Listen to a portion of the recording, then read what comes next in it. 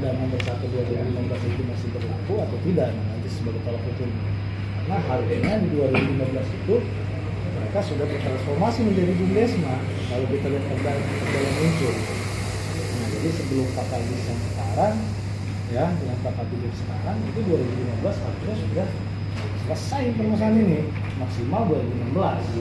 Sekarang 2024. Nah, kalau sekarang ini masih belum clear aja, sama mungkin sesuai dengan yang kami awal sampaikan bahwa ini sampai 2030 pun nggak akan selesai kalau begini terus.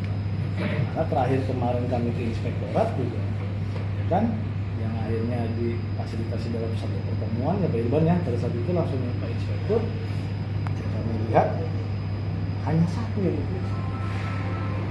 Kami juga nggak mau kalau cuma satu. Ini kesannya menjadi diskriminatif atau kriminalisasi kalau itu nantinya ranahnya ke ranah hukum. Tapi bagaimana aktif ini bekerja sebagai profesional, gitu kan? Bahwa ini harus diperiksa 28 jam. Maka nanti temuan seperti gimana atau ada permasalahan seperti apa, nah itu baru kita cari formula obatnya gitu kan. Jadi kalau tidak dilakukan dulu yang namanya identifikasi persoalannya, nah ini menjadi khawatir salah resep nantinya kan gitu. Nah ini yang kita dorong selama ini. Nah sehingga kami ya mohon maaf akhirnya sebagai masyarakat ya melihat di sini seakan ada ketidakmampuan dari dinas terkait untuk penyelesaian dan penanganan transformasi kota menjadi BUMDESMA di Kabupaten Magelang. Karena persoalan ini belum bagus sih. Nanti penyebabnya seperti gimana ya itu pihak DPRD lah yang bisa menjelaskan.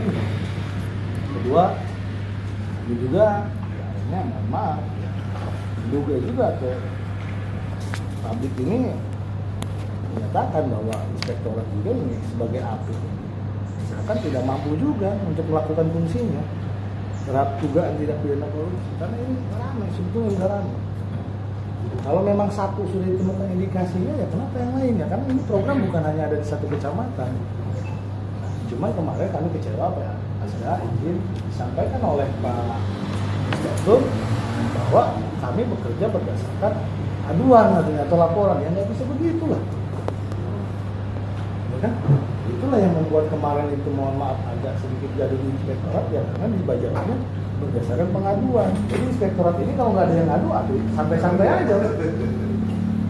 Itu ya Pak Irfan ya. Jadi kesannya yang kami terima yang seperti itu nggak boleh. API itu hanya mengacu pada pengaduan. Kalau mekanisme seperti itu ya kami mohon ini agar menjadi satu catatan untuk pemerintah dilakukan perbaikan terhadap API regulasinya. Jangan hanya berdasarkan pengaduan. Kalau hanya berdasarkan pengaduan atau laporan, nggak ada laporan, makanya kata Ang Johan itu atau rekan-rekan yang lain ini berarti nggak kerja dong. Gitu. Nah pertanyaan kita, apakah saat inspektorat nanti meriksa instansi yang lain atau pengguna anggaran pemerintah yang lain, baik itu APBN maupun APBD, ini berdasarkan aduan atau laporan enggak? Atau memang itu tersistem, terjadwalkan kan gitu? Kalau mau kita jangan-jangan kalau nggak berdasarkan aduan, salah lagi nanti inspektorat. Kok meriksa desa, meriksa sekolah, ada aduannya apa Pak? Siapa yang mengadukannya? Nggak ada. Bentur tuh pernyataan Pak Irban, Pak Inspektur kemarin. Jadi seperti itu yang kita sayangkan. Jadi harapan kami sebetulnya di sini kita, marilah kita Pak. Dari dulu itu kami ini bukan menjadi ranah pidana dulu. Kita ingin ini ada perbaikan dulu lah Pak. Dilakukan identifikasi dulu Pak. Kalau memang di situ ditemukan kerugian negaranya ya bagaimana solusinya? Ya walaupun bagaimana ya ini nggak, kalau kata Pak Kadis mana kurang kabeh Pak Kadis ya. Keluarga orang Lebak kabeh, bukan orang Taneglang, bukan orang Serang yang ngelola ini. Nah ini harus bagaimana? Nah ini Pak, harapan kami seperti itu. Jadi jangan dulu kita menjustifikasi ini kriminal, ini masuk pada permasalahan hukum. Ya ayo kita cari dulu, formulakan dulu, perbaiki seperti gimana. Ya kan, kalau memang ini mau ke arah perbaikan aja. Karena kalau ini kita dorong ke arah supremasi hukum ya saya pikir akan penuh Pak. Seberang sana itu di seberang kantor bupatinya akan penuh di sini. Mohon maaf, kenapa? Karena 2015 itu terakhir Pak. Ini perlu kami sampaikan. Kata kuncinya terakhir 2015 itu UTK mendapatkan SK. ya. SKUPK itu terakhir 2015. Izin Pak Kabid ya, memang SK-nya ini Pak Sekdis itu terakhir 2015. Saat 2016 peralihan daripada Bupati Pak JB ke itu tidak mengeluarkan SK kembali Bu Iti. Kenapa? Karena sudah keluar Perda nomor 1 2015. Tapi UPK-nya tidak melakukan transformasi, tapi tetap melakukan kegiatan. Menurut kami saat mereka melakukan transaksi kegiatan apalagi anggaran, ambil uang, naruh uang, menggunakan uang tanpa didasari SK, ya itu udah nggak usah cerita lagi, nggak salah lah. Ya, kewenangannya apa? Saya, Kang Tisna, Kang Tony atau rekan-rekan semua dan beberapa juga kita ada berbicara di sini berdasarkan SK.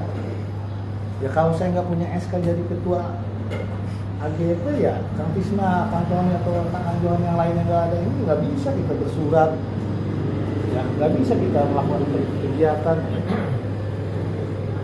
Masa hal yang sederhana itu ini masih bingung untuk penyelesaian.